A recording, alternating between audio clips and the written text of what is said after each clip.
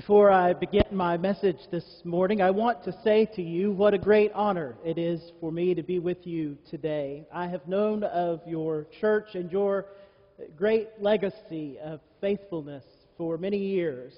As well, I have known Dr. Caldwell for almost 20 years now, and I count him among the people that I respect and admire the very most. He has been my mentor and my friend, and he is the kind of pastor I have always aspired to be. He has always been exceedingly generous with me and giving me the opportunities to become the minister and the man that I am today. So thank you, Chris, for this opportunity to be here and to share this worship experience with you and this great congregation. So now will you join me in prayer? O Lord, may the words of my mouth and the meditations of all of our hearts be found pleasing in your sight.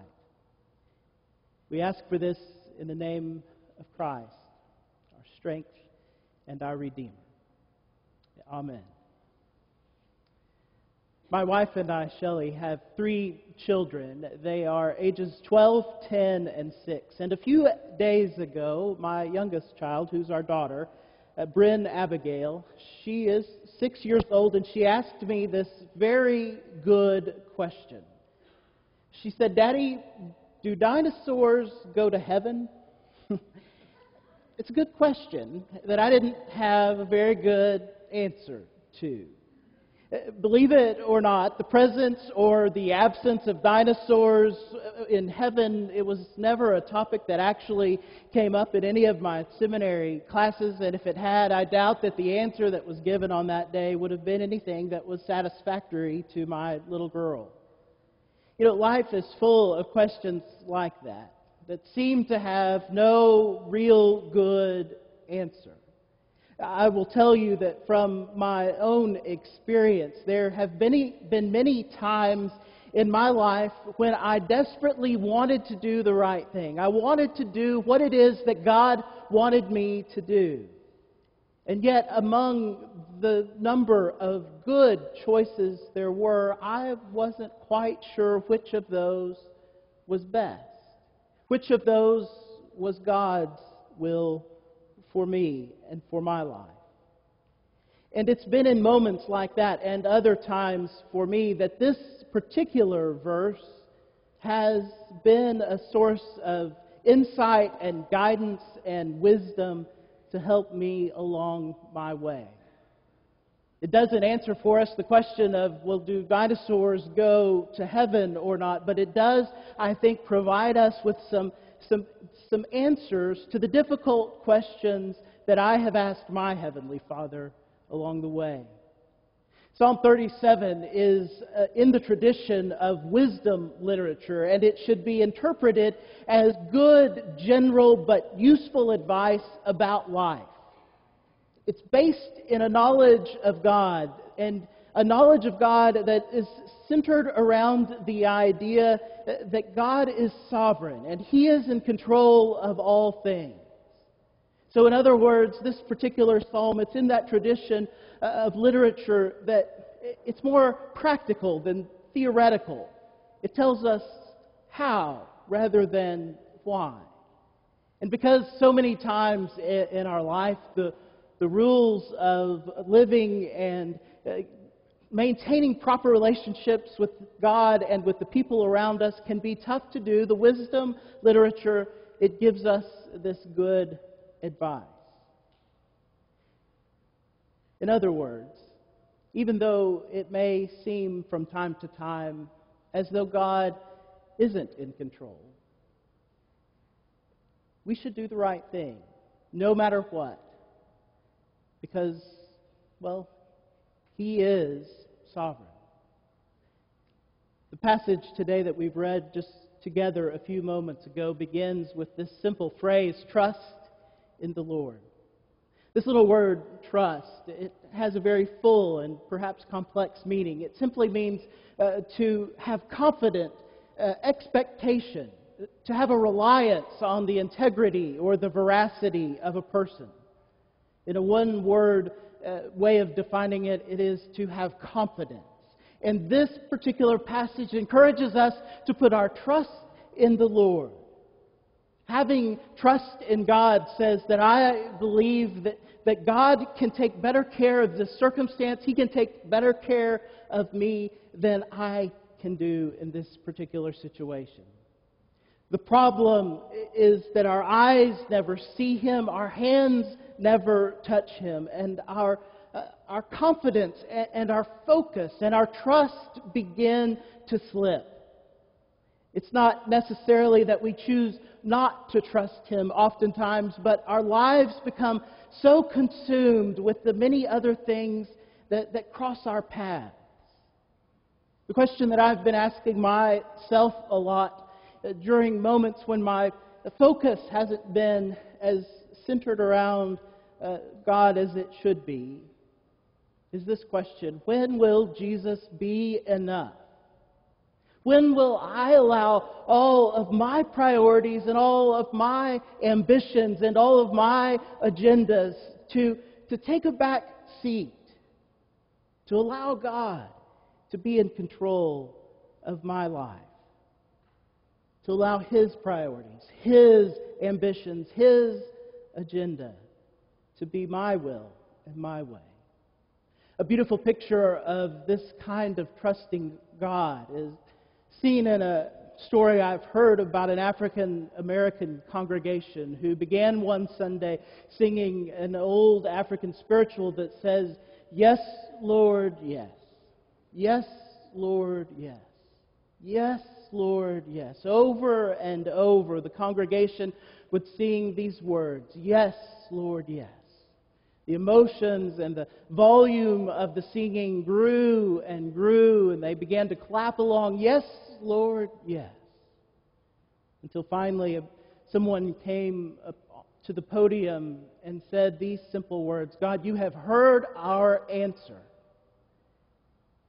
No matter what it is that you would have us to do, no matter what the question is, we've already decided the answer. It is yes." To me, that is what it looks like to put our trust in the Lord. To say that, God, the answer is yes. No matter what, the answer is yes.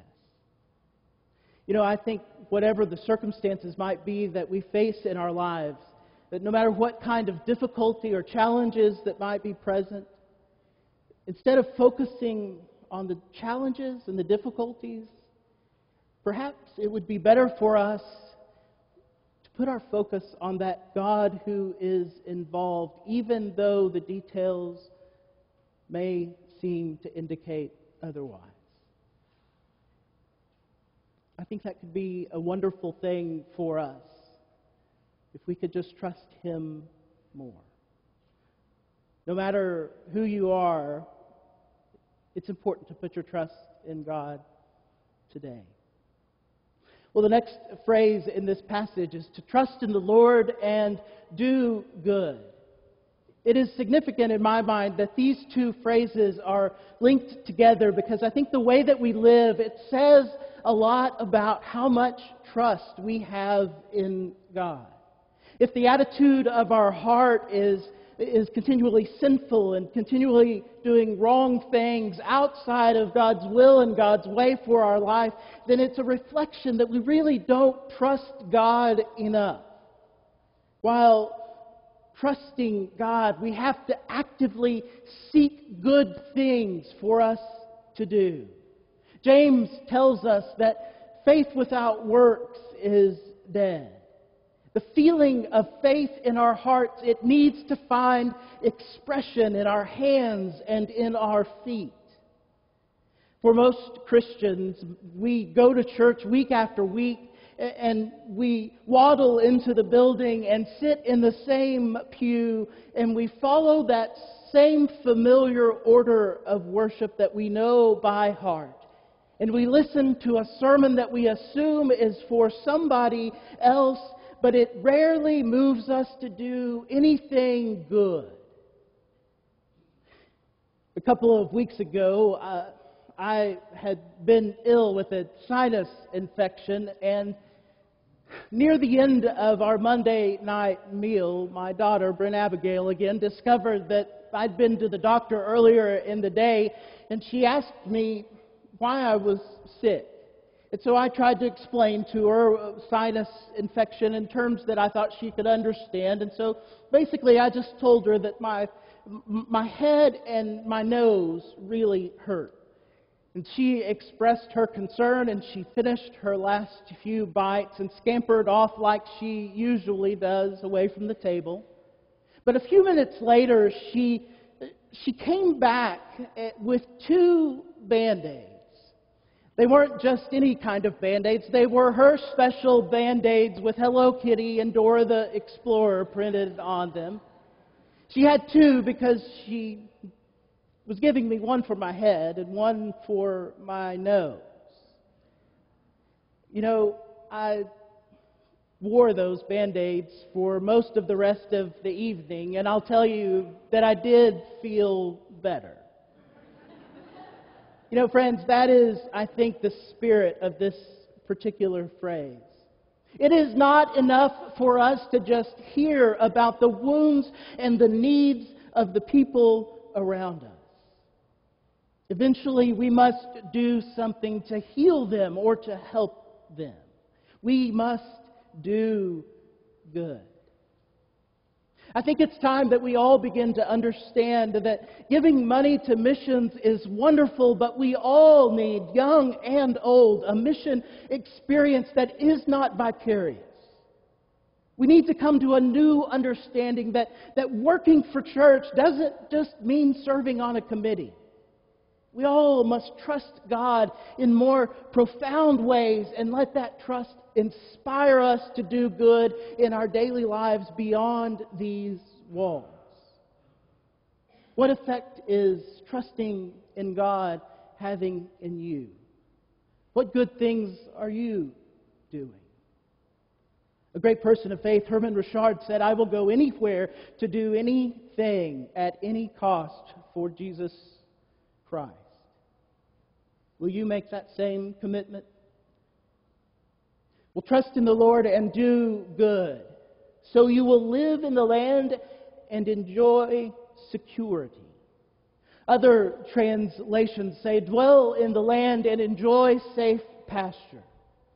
Another translation that I really like is, settle down and live secure.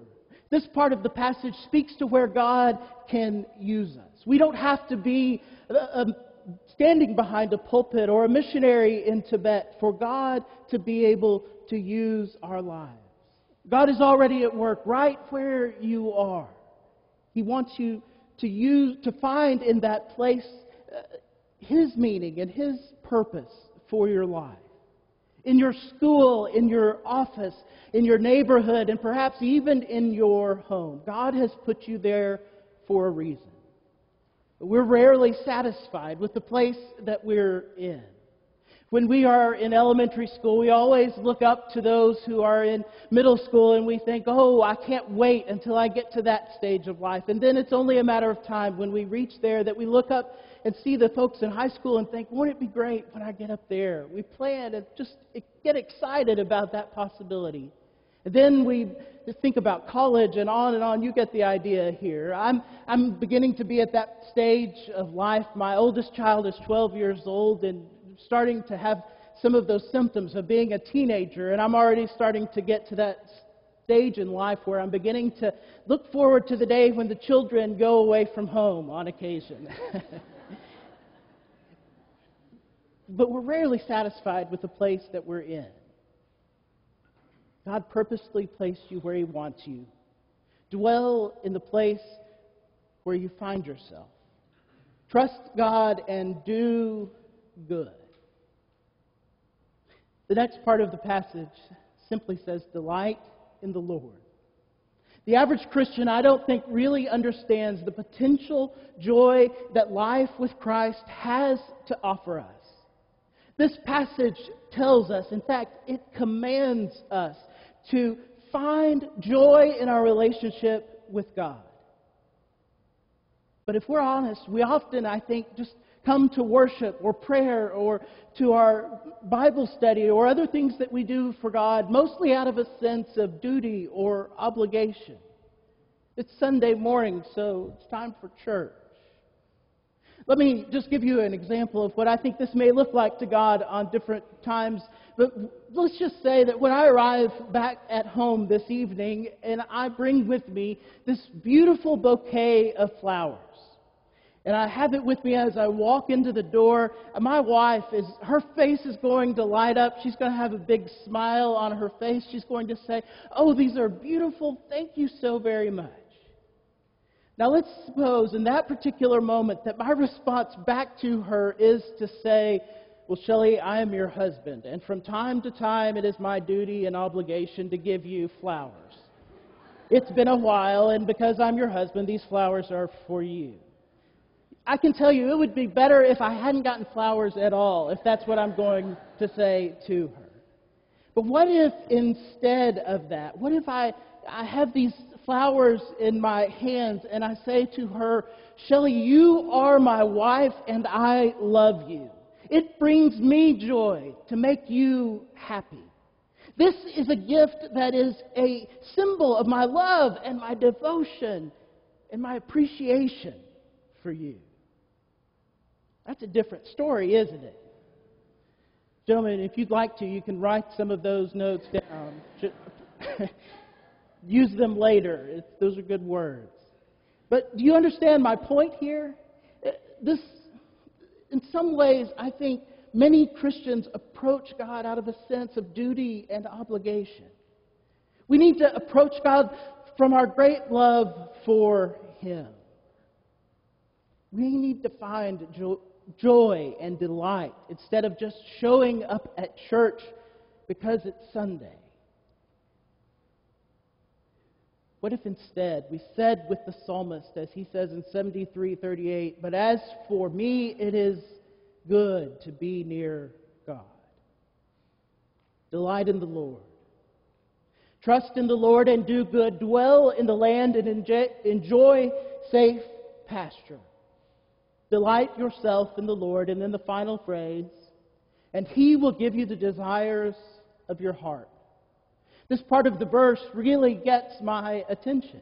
It says that God is going to give me my desires. I've got lots of desires. I'd kind of like to win the lottery. This part of the verse sounds really great. But I think first what we have to do is we have to get the first part of the passage right. First, we have to trust in the Lord. First, we have to do good. We have to dwell in the place where He's put us and find His meaning and purpose for our lives. We have to delight in Him. And if we'll do all of those things, then He will give us the desires of our hearts. I believe this is a promise from God that we can rely on.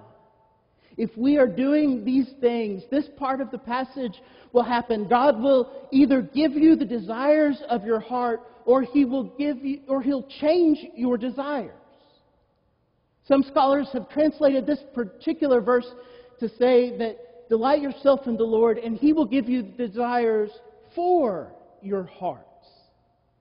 I prefer this translation because it suggests that even though we might not presently have the desire, that God might give it to us, that we might actually want what He wants.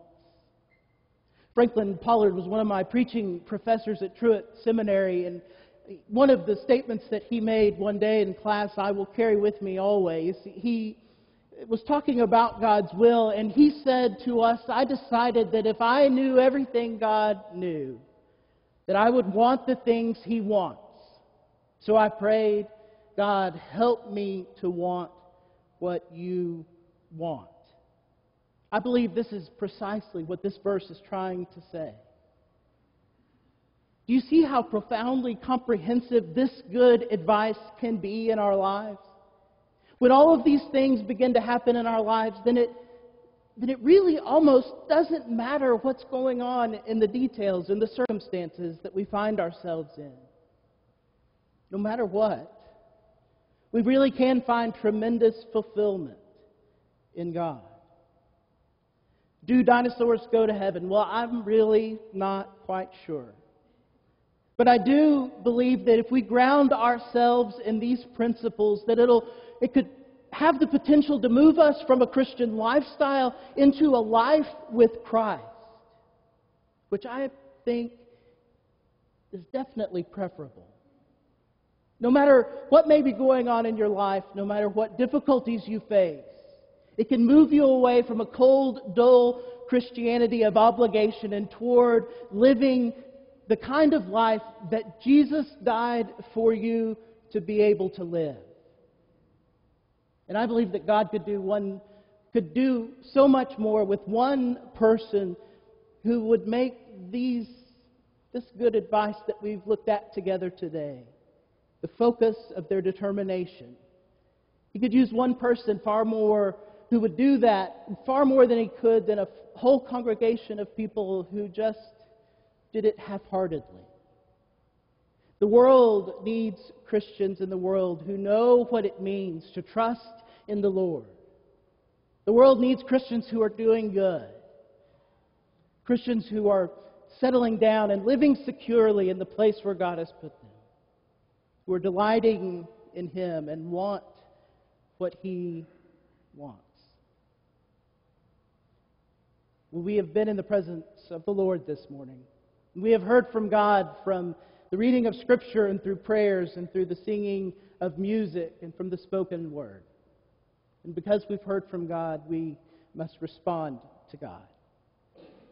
We've come now to this time where we will have the opportunity to consider what God has said to us and commit ourselves more fully to His will and to His way for our lives.